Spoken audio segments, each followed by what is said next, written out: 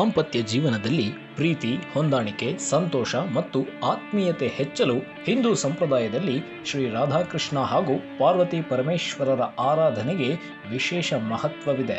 ಈ ಉದ್ದೇಶಕ್ಕಾಗಿ ಓಂ ಕ್ಲೀಂ ಕೃಷ್ಣಾಯ ಗೋವಿಂದಾಯ ಗೋಪೀಜನ ವಲ್ಲಭಾಯ ಸ್ವಾಹ ಎಂಬ ಮಂತ್ರವನ್ನ ಪ್ರೀತಿ, ಆಕರ್ಷಣೆ ಮತ್ತು ದಾಂಪತ್ಯ ಸೌಹಾರ್ದಕ್ಕಾಗಿ ಜಪಿಸಲಾಗುತ್ತದೆ.